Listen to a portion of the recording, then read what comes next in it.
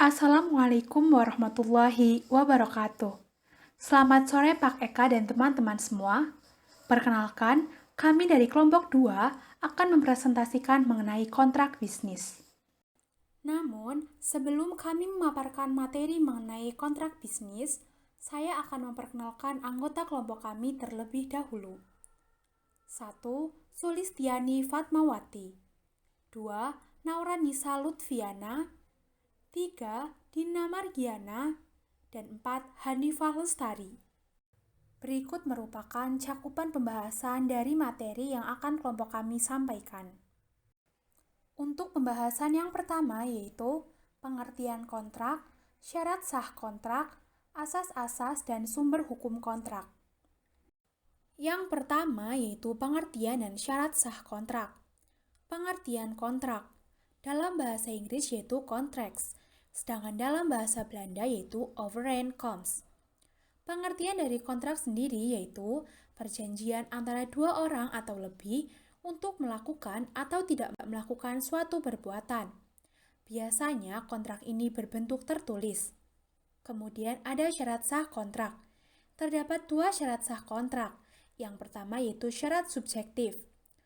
Syarat ini apabila dilanggar, maka kontrak dapat dibatalkan. Syarat subjektif meliputi 1. Kecakapan untuk membuat kontrak, yaitu dewasa dan tidak lupa ingatan. Dan yang kedua yaitu kesepakatan mereka untuk mengikatkan dirinya. Untuk syarat yang kedua yaitu syarat objektif. Kontrak batal apabila terdapat pihak yang melanggar syarat ini. Syarat objektif meliputi dua hal, yaitu 1. Syarat objek tertentu, dan 2. Suatu sebab yang halal atau klausa. Selanjutnya yaitu asas dalam berkontrak.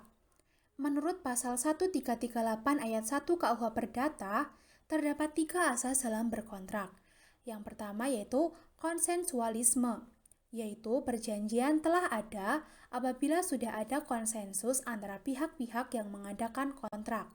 Yang kedua, kebebasan berkontrak, yaitu seseorang bebas untuk mengadakan perjanjian, bebas mengenai apa yang diperjanjikan, dan bebas pula menentukan bentuk kontraknya. Dan yang terakhir yaitu Pacta Sunt Servanda, yaitu kontrak tersebut merupakan undang-undang bagi pihak yang membuatnya. Kemudian terdapat asas lain dalam standar kontrak. Yang pertama yaitu asas kepercayaan, 2. Asas persamaan hak, 3. Asas keseimbangan, 4. Asas moral, 5. Asas kepatutan, 6. Asas kebiasaan, dan yang terakhir asas kepastian hukum. Selanjutnya yaitu sumber hukum kontrak. Terdapat dua sumber dari hukum kontrak. Yang pertama yaitu persetujuan para pihak, dan yang kedua yaitu undang-undang. Kemudian untuk undang-undang sendiri itu terbagi lagi menjadi dua, yaitu undang-undang saja dan undang-undang karena suatu perbuatan. Selanjutnya, undang-undang karena suatu perbuatan juga terbagi lagi menjadi dua, yaitu yang diperbolehkan dan yang berlawanan hukum. Untuk pembahasan selanjutnya yaitu risiko, wan prestasi, dan keadaan memaksa. Yang pertama yaitu risiko dan wan prestasi.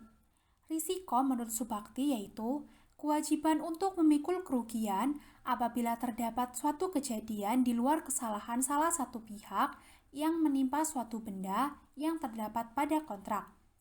Kemudian, wan prestasi. Seseorang melakukan wan prestasi apabila 1. Tidak melakukan yang disanggupi akan dilakukannya. 2. Tidak melakukan sebagaimana yang telah dijanjikan. 3. Terlambat dalam melakukan hal yang dijanjikan. Dan 4. Yaitu melakukan suatu hal yang dilarang untuk dilakukan dalam kontrak. Akibat dari seseorang yang melakukan wan prestasi akan diberikan sanksi berupa ganti rugi, pembatalan kontrak, peralihan risiko, ataupun membayar biaya perkara.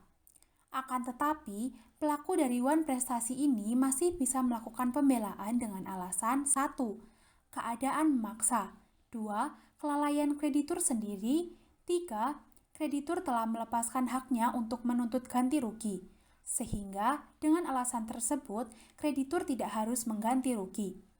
Oleh sebab itu, dalam melakukan kontrak bisnis, perlu mencantumkan risiko, wan prestasi, dan keadaan memaksa. Selanjutnya yaitu keadaan memaksa. Keadaan memaksa ada yang bersifat mutlak atau absolut, contohnya bencana alam seperti banjir, gempa bumi, tanah longsor, dan lain sebagainya. Adapun yang bersifat tidak mutlak atau relatif, contohnya berupa suatu keadaan di mana kontrak masih dapat dilaksanakan, tetapi dengan biaya yang lebih tinggi. Misalnya, terjadi perubahan harga yang tinggi secara mendadak akibat dari regulasi pemerintah terhadap produk tertentu. Dan untuk keadaan, menurut Subukti, untuk dapat dikatakan suatu keadaan memaksa bila keadaan tersebut memenuhi, yang pertama, di luar kekuasaan, yang kedua, memaksa, dan yang terakhir tidak dapat diketahui sebelumnya.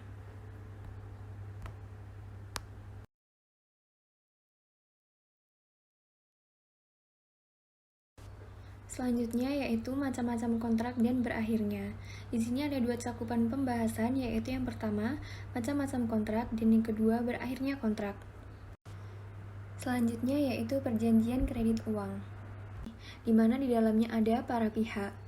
Para pihak sendiri yaitu setiap pihak yang melakukan aktivitas menghimpun dana dari masyarakat wajib memiliki izin usaha sebagai bank umum atau bank perkreditan rakyat. Persyaratan tersebut adalah adanya susunan organisasi, adanya permodalan, adanya kepemilikan, adanya keahlian, adanya kelayakan rencana kerja, dan hal-hal yang lain ditetapkan Bank Indonesia. Selanjutnya yaitu ada bunga. Meskipun suku bunga menurut UU tidak boleh melebihi 6%, tetapi dalam praktik bisnis kesepakatan antara kreditur dan debitur biasanya boleh lebih dari yang ditentukan. Yang penting bunga itu ada. Selanjutnya yaitu batas maksimum pemberian kredit. Menurut UU Perbankan pasal 11 ayat 2, batas maksimum pemberian kredit tidak boleh melebihi 30% dari modal bank yang sesuai dengan ketentuan yang ditetapkan oleh Bank Indonesia.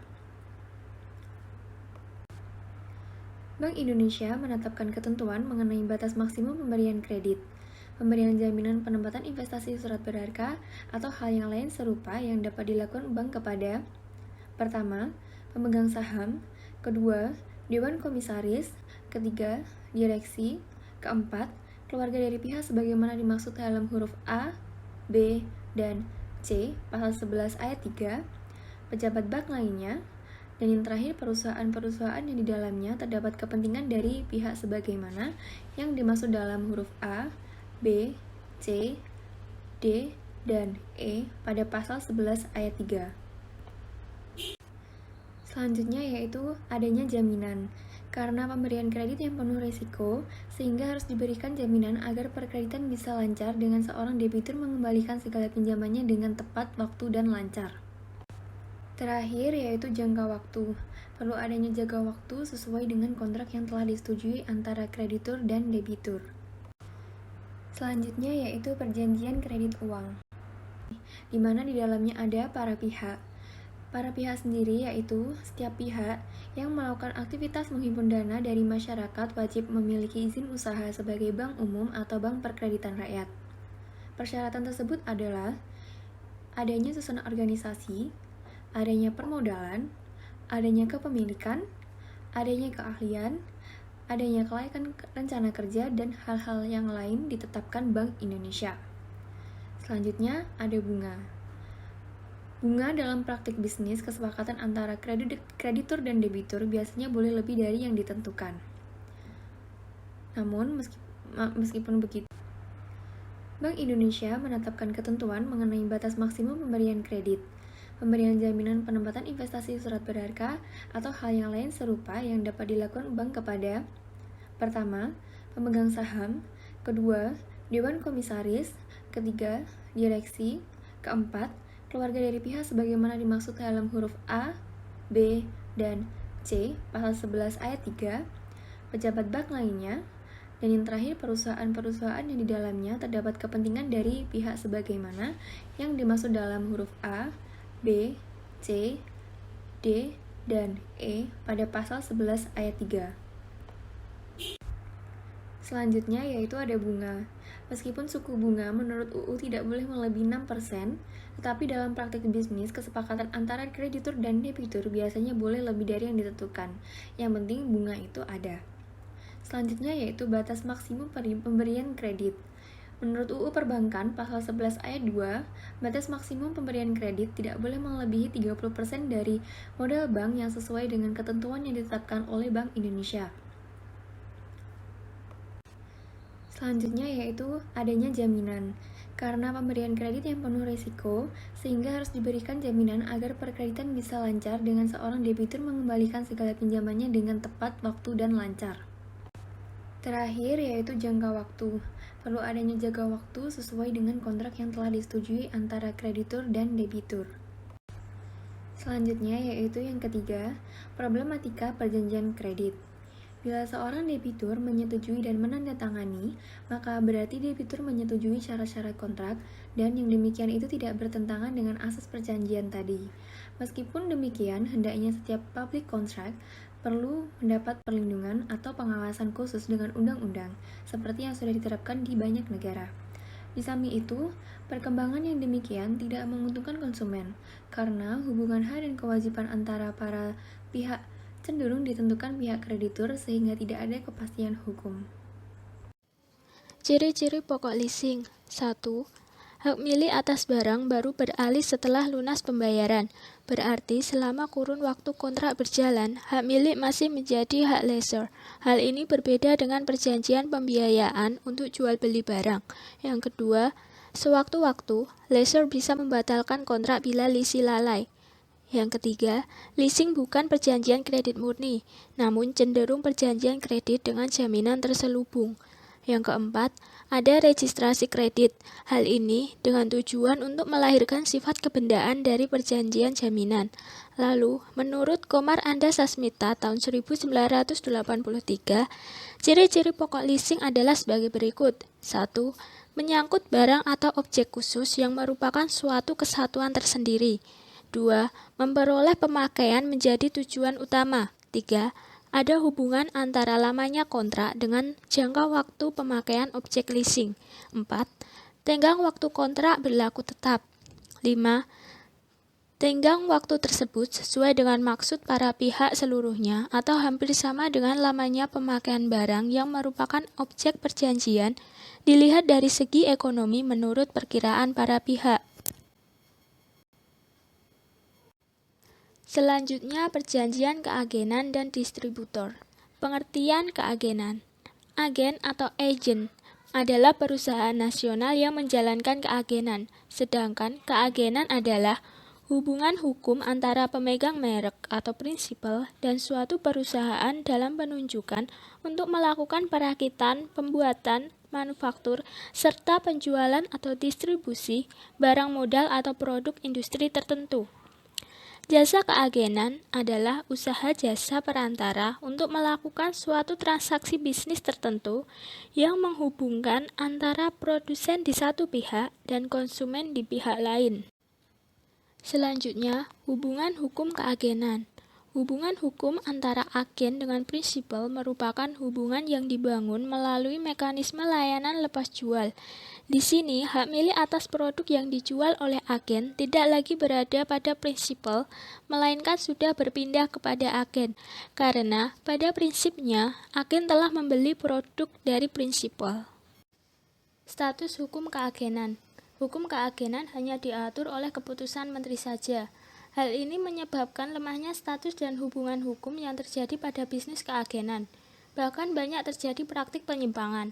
Lalu kontrak harus ditandatangani secara langsung antara prinsipal dan agen. Kontrak wajib didaftarkan ke Departemen Perindustrian dan Perdagangan. Kalau tidak, berarti batal demi hukum. Lalu yang terakhir, persyaratan untuk mendapatkan surat tanda pendaftaran menurut Instruksi Jenderal Perdagangan Dalam Negeri Nomor 1 Tahun 1985 adalah 1. Surat permohonan dari perusahaan yang berbadan hukum. 2. Surat izin usaha perdagangan. 3. Akta pendirian perusahaan dan perubahannya. 4. Tanda daftar perusahaan yang masih berlaku. 5. Fotokopi surat penunjukan atau kontrak yang telah dilegalisasi oleh notaris dan perwakilan RI di luar negeri di negara domisili. 6. Surat perjanjian atau penunjukan dari produsen kepada supplier. 7. Leaflet brosur katalog asli dari produk yang hendak diageni. 8. Surat pernyataan dari prinsipal dan agen yang ditunjuk yang menyatakan bahwa barang atau jasa tersebut belum ada perusahaan lain yang ditunjuk sebagai agen atau distributor. Selanjutnya, problematika kontrak keagenan. Yang pertama, memberi kebebasan. Di Indonesia, hukum keagenan memberi kebebasan antara prinsipal dan agen untuk menjalin hubungan hukum melalui penunjukan sepihak dari prinsipal atau perjanjian, tunduk kepada ketentuan mengenai perikatan dari hukum perdata. Tentu keduanya itu memiliki implikasi hukum yang berbeda. Lalu dilihat dari wajib pendaftar perusahaannya, maka hubungan hukum keagenan apakah perjanjian atau pendaftaran sebagai penentu legalitas hubungan keagenan. Kalau begitu, pendaftaran merupakan norma hukum yang bersifat imperatif yang tidak bisa dikesampingkan oleh para pelaku bisnis keagenan. Sementara apabila penentu hubungan keagenan itu perjanjian, maka pendaftaran hanya merupakan pelengkap yang dapat dikesampingkan. C. Berbagai persyaratan yang diminta sehubungan permohonan pendaftaran tersebut tidak hanya sekedar tanda menyangkut status dan kedudukan keagenan, melainkan lebih menyerupai izin. D. Dengan surat keputusan Menteri Perindustrian nomor 428/M/SK/12/1987 tentang agen tunggal pemegang merek, bila dicermati untuk beberapa hal menimbulkan kontradiksi, bahkan mengesankan terjadinya campur tangan pemerintah terhadap suatu transaksi perdata. Lalu yang terakhir, bagaimana seandainya track record dan kinerja dari agen tersebut buruk? Hal ini mengenai hak prioritas untuk kepemilikan saham dari prinsipal untuk mendirikan perusahaan manufaktur dari barang yang diagenkan tersebut. Nah, bagaimana seandainya track record dan kinerja dari agen tersebut buruk? Tentu rasanya mustahil prinsipal akan menggandengnya. Selanjutnya yaitu sengketa keagenan. Sengketa yang terjadi pada keagenan ini biasanya disebabkan oleh yang pertama, tata cara pengakhiran. Yang kedua, standar atau ukuran untuk menilai kegiatan yang tidak memuaskan dari pihak agen. Yang ketiga, ada penunjukan agen lain sebelum ada penyelesaian tuntas. Yang keempat, lemahnya sistem pengawasan terhadap pelaksanaan kontrak keagenan.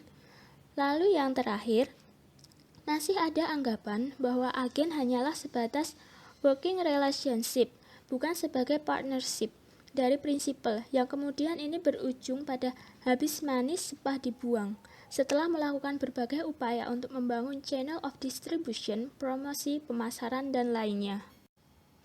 Perbedaan antara agen dan distributor. Menurut Nathan Weinstock tahun 1987, seperti dikutip Levi Lana dalam Jurnal Hukum Bisnis tahun 2001 halaman 67, perbedaan antara agen dan distributor adalah sebagai berikut. Yang pertama, agen melakukan tindakan hukum atas perintah dan tanggung jawab prinsipal dan risiko dipikul oleh prinsipal. Sementara distributor membeli dan menjual barang untuk diri sendiri dan atas tanggung jawab sendiri termasuk memikul semua risiko. Yang kedua, agen mendapat komisi, sementara distributor mendapat keuntungan atas margin harga jual dengan harga beli. Yang ketiga, agen akan meminta pembayaran kembali atas biaya yang dikeluarkannya, sementara distributor itu bertanggung jawab sendiri atas semua biaya yang dikeluarkannya. Lalu yang terakhir, agen itu berhak menagih secara langsung kepada nasabah, sementara distributor untuk sistem manajemen dan akuntansinya itu bersifat otonom. Selanjutnya ada perjanjian franchising dan lisensi. Franchising itu merupakan salah satu bentuk lain dari praktek bisnis yang paling umum biasanya di bidang restoran cepat saji, hotel, kopi center, kantor broker untuk real estate, salon, maupun jenis jasa konsultasi lainnya. Nah, franchise itu adalah pemilik dari sebuah merek dagang, nama dagang, sebuah rahasia dagang, paten, atau produk. Itu bisa disebut franchisor yang memberikan lisensi kepada pihak lain, bisa disebut franchisee untuk menjual atau memberi pelayanan dari produk di bawah nama franchisor.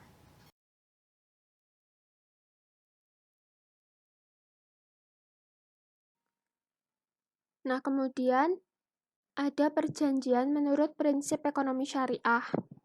Menurut M. Syafi'i Antonio dalam bukunya tahun 2001 halaman 29, dalam beberapa hal itu praktik bisnis konvensional dan praktik bisnis syariah memiliki persamaan, namun juga memiliki perbedaan. Perbedaan ini dapat menyangkut aspek legal, struktur organisasi, usaha yang dibiayai, dan lingkungan kerja. Namun yang kali ini dibahas itu adalah aspek hukumnya. Ada dua aspek hukum, satu dari sumber hukum, dua syarat sah perjanjian menurut hukum syariah. Nah, yang akan kita bahas pertama itu pada sumber hukumnya. Jadi ada tiga.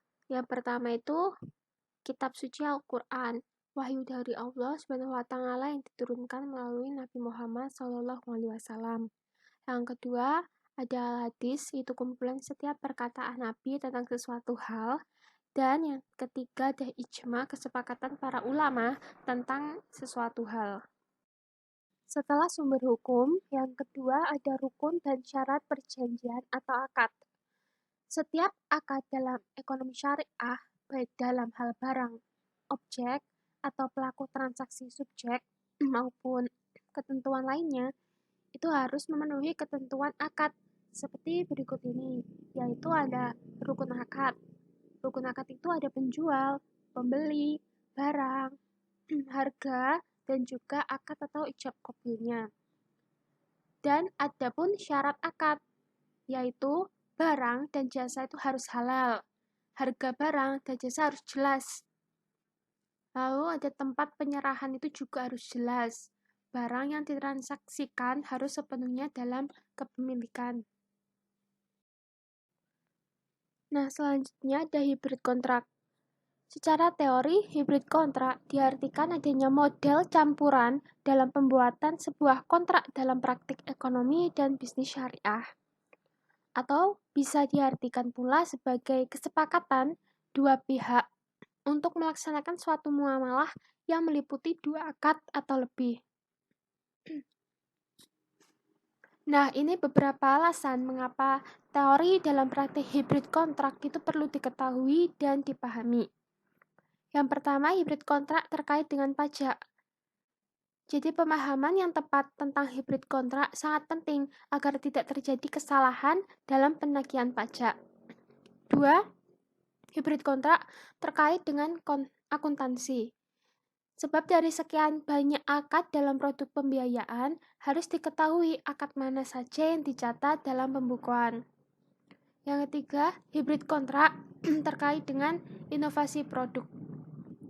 Jadi para bankir syariah itu memerlukan pemahaman tentang hybrid kontrak agar lebih kreatif dan inovatif dalam mengembangkan produknya, supaya bank syariah itu lebih unggul. Kemudian ada hybrid kontrak terkait dengan regulasi.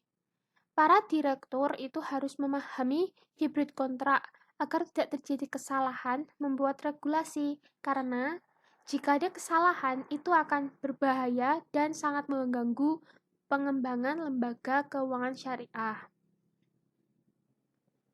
Lalu, hybrid kontrak terkait dengan putusan hakim di pengadilan. Nah, bukan hanya hakim saja, namun juga pengacara pun juga harus mengerti hybrid kontrak agar tidak salah melihat akad yang serba hybrid.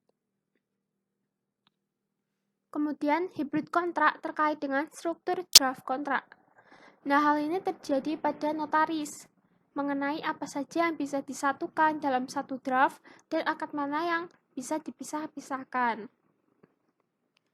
Lalu, hybrid kontrak terkait dengan aspek syariah. Hybrid kontrak terkait dengan biaya notaris. Karena semakin banyak akad dalam satu produk, maka akan semakin banyak pula biayanya. Kemudian, hybrid kontrak terkait dengan hukum positif. Hybrid kontrak dirumuskan untuk mewujudkan kepatuhan syariah agar kontraknya itu tetap halal dan sesuai syariah. Dan yang terakhir, hybrid kontrak terkait dengan efisiensi. Jadi tanpa memahami teori hibrid kontrak itu dapat menyebabkan pemborosan dan pengulangan pasal-pasal kontrak yang tidak diperlukan. Jenis praktik bisnis menurut ekonomi syariah itu ada bagi hasil dan jual beli. Untuk bagi hasil dengan prinsip al-musyarakah, yaitu kerjasama antara dua pihak atau lebih dalam sebuah usaha untuk menggabungkan modal dan menjalankan usaha bersama dalam suatu kemitraan dengan pembagian keuntungan yang sesuai kesepakatan. Lalu ada mudharabah, diartikan sebagai kerjasama usaha antara dua pihak atau lebih, yaitu antara pengelola usaha disebut dengan mudharib dan pihak memiliki modal disebut sebagai syaibul mal. Kemudian ada al-muzara'ah dan al-musaqah. Lalu untuk yang jual beli itu dengan prinsip al-murabahah, yang diartikan akad jual beli antara bank dan nasabah. Jadi, bank itu akan melakukan pembelian atau pemesanan barang sesuai permintaan nasabah, yang kemudian dijualkan kepada nasabah sebesar harga beli ditambah keuntungan bank yang disepakati. Kemudian ada al-istisna, itu akad jual beli dalam bentuk pemesanan pembuatan barang tertentu dengan kriteria dan persyaratan tertentu yang telah disepakati antara pembeli dan penjual. Kemudian dengan prinsip al-ijarah adalah pemindahan hak guna suatu barang dengan pembayaran biaya sewa tanpa diikuti pemindahan kepemilikan atas barang tersebut. Nah, di samping beberapa jenis di atas, ekonomi syariah juga mengenal bentuk lain, seperti simpanan, sewa, jasa, atau kegiatan lain yang lazim dilakukan sepanjang disetujui oleh Dewan Syariah Nasional yang sesuai pasal 23 SK Direksi Bank Indonesia nomor 32 tahun 1999. Untuk pembahasan yang pertama yaitu pengertian kontrak, syarat sah kontrak, asas-asas dan sumber hukum kontrak. Materi selanjutnya adalah bentuk kontrak dan penulisan. Yang pertama ada bentuk kontrak, franchising, kredit, leasing, dan keagenan. Untuk pola umum dan tahapan yang dipakai dalam pembuatan kontrak itu ada pola umum anatomi sebuah kontrak. Yang pertama ada judul, pembukaan, terus ada pihak-pihaknya, latar belakang, ada isinya itu untuk apa, dan penutupan. Lalu yang kedua ada tahap-tahapan kontraknya. Yang pertama itu ada prakontrak. Tahapan ini tuh pihak memulai dengan negosiasi,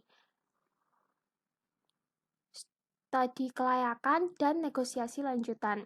Yang kedua ada kontrak. Tahapan ini dimulai dengan penulisan naskah awal, pembahasan naskah, penulisan naskah akhir, dan dilanjutkan pendatanganan. Yang terakhir ada pasca kontrak, dimulai pelaksanaan kontrak, penafsiran kontrak, dan terakhir penyelesaian sengketa. Berikut ini merupakan contoh dari sebuah kontrak.